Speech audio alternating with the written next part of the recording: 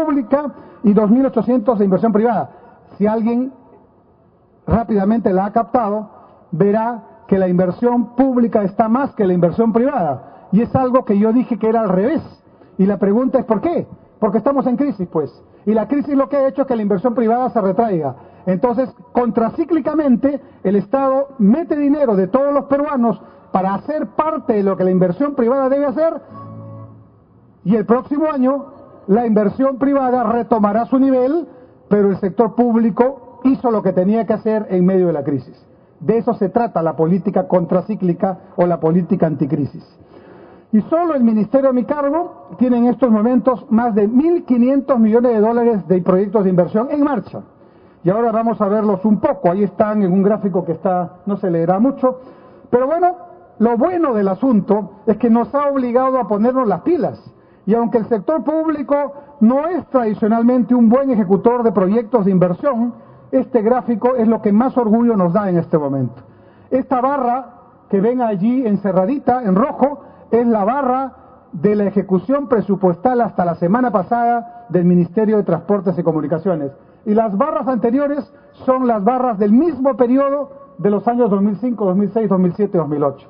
Estamos ejecutando casi el 60%, 62% del total de inversiones. Proyectamos llegar al 97% a diciembre, en último trimestre siempre se ejecuta más, pero sobre todo estamos 159% más que todos los años anteriores.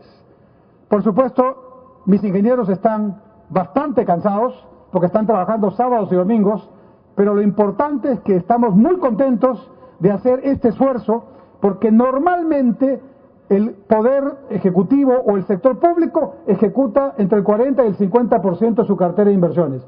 Aquí o en cualquier parte del mundo, porque siempre las inversiones públicas tienen dificultades cuando hacen sus concesiones, cuando hacen sus licitaciones, con sus legislaciones, etcétera. El plan de estímulo económico frente a la crisis es el que está graficado allí y tiene un trípode: una política monetaria anticíclica que la desarrolla el Banco Central de Reserva, jugando un poco con la oferta monetaria para garantizar que el dinero sea el suficiente, pero no demasiado para que no suban los precios. También vigila el tipo de cambio, que se nos ha estado cayendo en los últimos días. ¿Han visto? El tipo de cambio. Pregunta, ¿por qué se cae?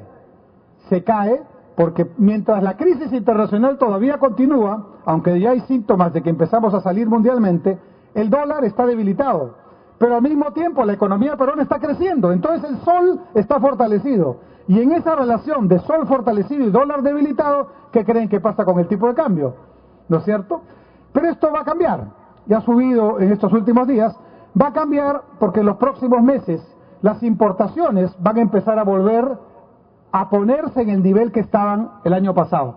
Y las importaciones son demanda de divisas, y las demandas de divisas empujan el tipo de cambio un poquito hacia arriba, ¿no? Pero el tema aquí es política monetaria contracíclica, Banco Central, gasto fiscal en infraestructura, sector público, en este caso el Ministerio de Transportes y otros ministerios, y apertura comercial.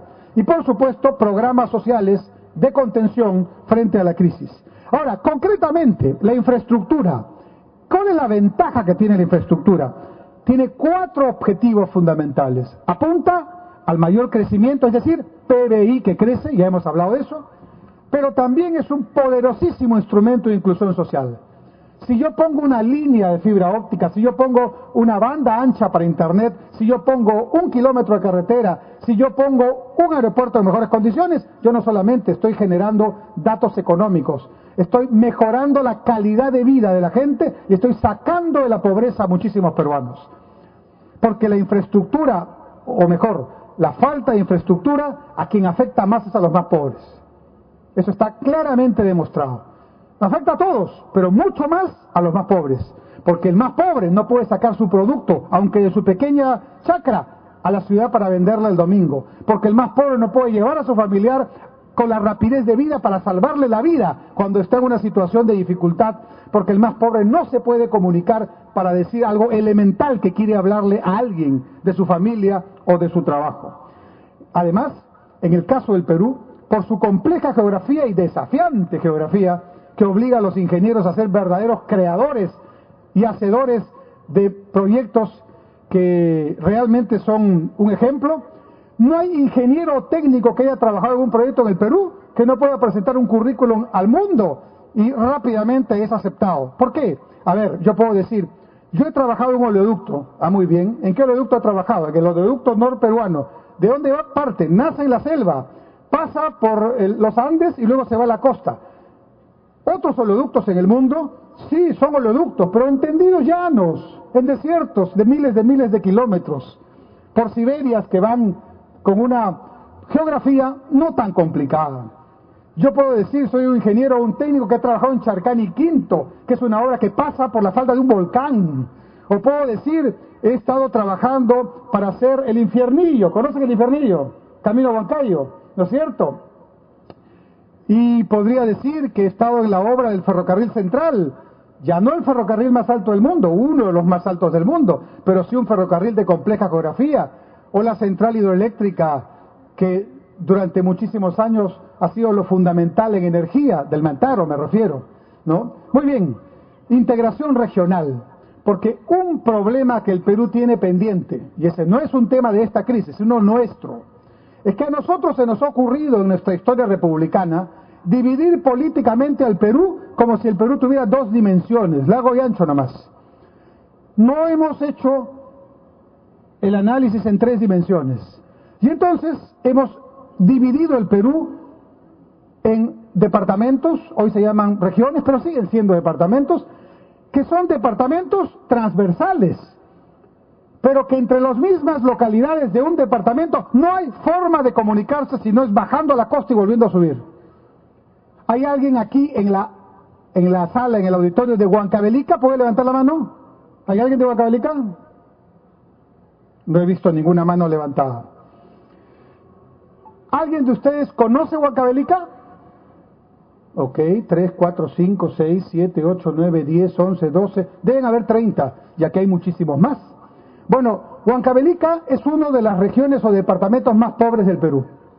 Allí se genera buena parte de la electricidad que nosotros tenemos, pero es un departamento pobre, estando cerca de una serie de lugares logísticamente muy competitivos. ¿Por qué es pobre Huancavelica? Siendo que es un territorio que probablemente, como decía Antonio Braque, el ministro del Ambiente, tenga el mejor futuro en el Perú, porque tiene las tierras menos contaminadas del Perú. Y es un territorio cuya extensión tampoco es un problema, porque ya quisieran tener algunos países de Europa o de otros lados la dimensión de Huancavelica. No es de extensión el problema, no es terreno el problema. ¿Cuál es el problema de Huancavelica? El problema de Huancavelica son los huancavelicanos, no son tan peruanos como nosotros, ¿no? ¿Cuál es el problema de Huancavelica? El problema de Huancavelica, fundamental, es el mismo problema que tienen muchos departamentos, provincias y distritos y centros poblados del Perú. Están mal acondicionados territorialmente.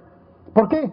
Porque se nos ha ocurrido crear distritos, crear provincias, no importa cómo te comunicas, pero como lo he hecho en largo y ancho, entonces está aquí, está aquí, está aquí, aquí está la cordillera, 3 cordilleras nada menos, pero bueno, todo eso se llama Huancavelica. Cuando tú subes por la Libertadores Huari, ¿la ubican? La carretera, no viajan mucho ustedes, ¿ah? Jóvenes. Muy bien, cuando van por la Libertadores Huari y llegan a un poblado, ya subiendo, ¿no? Se llama Huaytará, ¿no es cierto? Y en esa población siguen ya camino a Ayacucho, pero Huaytará es Huancavelica. Si ustedes se quieren ir a Huancavelica mismo, tienen que doblar a la izquierda, camino a Castrovirreina. No se los recomiendo porque es uno de los caminos más difíciles que hay y unos precipicios extraordinarios. Si llueve ya no pueden pasar. ¿Ya? Ese es un camino a Huancavelica. Si llegan a Ayacucho, se van a Huanta. ¿Conocen? Bueno, allí en Huanta, que es una población linda, por Huanta pueden llegar también a Huancavelica, pero primero tienen que pasar por Churcampa y de ahí por otra vía llegar a Huancavelica. Si se van por Huancayo, por la carretera central, suben, y eso sí conocen supongo, llegan a Loroya y de ahí se van a Huancayo. Llegando a Huancayo hay una linda carretera que los lleva desde Huancayo a Huancavelica. Pero si ustedes quieren irse al Ircay, ya no pueden irse por esa carretera, tienen que ir por otro lado. Y si quieren ir a Pampas, Tayacaja, tienen que ir también por otro lado.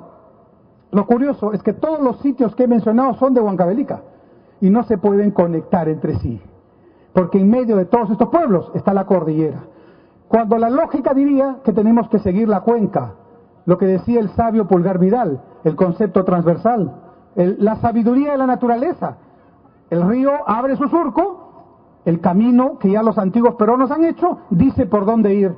Nosotros hemos dicho, no, ese camino no, vamos a hacerlo así. En Lima nomás, sin ir muy lejos. Cuando suben ustedes por la carretera central, pasan por Huarochirí, no sé si sabían eso. Pasan por Huarochirí, que ya es una provincia. Pero la capital de Huarochirí no va por ahí. Si ustedes quieren ir a Huarochirí, ya no pueden ir por ahí. Tienen que regresar a Lima y llegar hasta Cieneguilla. Y por Cieneguilla suben hasta Huarochirí. ¿Qué hay entre los dos sitios, siendo Huarochirí una sola? La cordillera.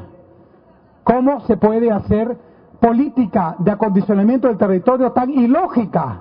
Y esto es de hace muchísimas décadas. Entonces, ¿vamos a superar la pobreza? Pues muy facilito decirlo.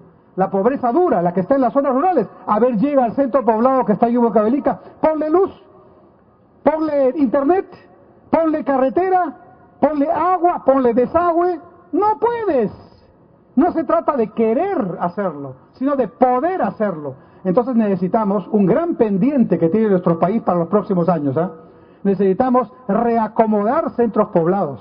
Hay decenas de miles de centros poblados que tienen menos de 300 personas que están ubicados en distancias entre uno y otro de más de 4 kilómetros. Eso es económicamente, socialmente, humanamente inviable. Sin embargo, así está. Y como no hay que entrar en conflictos políticos, esas tierras que son de ellos, que se queden, pero los servicios que se pongan en ciudades intermedias. Ese concepto ya lo hicieron otros países y ese es uno de los temas pendientes, pero sigo en mi objetivo de mostrar que la infraestructura también es elemento de integración regional y por supuesto elemento de competitividad. La palabra competitividad va a volver a estar muy de boga en las próximas semanas porque viene Michael Porter aquí a dar una conferencia. Y Michael Porter es uno de los gurús de este tema, que lanzó por los años 80, principios, su teoría de la competitividad con su libro Ventaja Competitiva de las Naciones. Ya hay otros que han seguido a Porter, pero Porter es el referente. Y esta competitividad que supone liderazgo implica también productividad, implica también eficiencia, pero implica también infraestructura. Y eso es lo que estoy tratando de decir. Resultado final, a través de la infraestructura buscamos un Perú competitivo, con inclusión social y capaz de competir en el escenario internacional. Yo agregaría algo más, un Perú con autoestima alta, con la nuestra, alta. Para que no nos pase, a propósito de competitividad mala o no competitividad, lo que ocurre con el fútbol peruano, ¿no? Nosotros jugamos, nos desgastamos, igual hinchamos, pero igual perdemos, igual no clasificamos. Ese es un problema que ustedes tienen. Hace varios mundiales ya, pero varios mundiales que no va Perú. Mi generación sí tiene la suerte de haber visto una selección peruana con algunas variaciones que fue a 3 mundiales, 70, 78, 82. Adiós, porque fue la misma selección, les cuento, ¿no? Sí, la misma selección. Y son tan malos los actuales que algunos de esa generación, como Cueto, que sigue jugando, juega ahora y juega mejor que algunos de los jóvenes de este tiempo. Esto significa bajo nivel de competitividad. En el voleibol lo estamos recuperando. Llegamos a ser subcampeonas mundiales con la selección de voleibol de chicas mayores en Seúl en el año 88, ¿no? Muy bien. Gracias. Muchas gracias.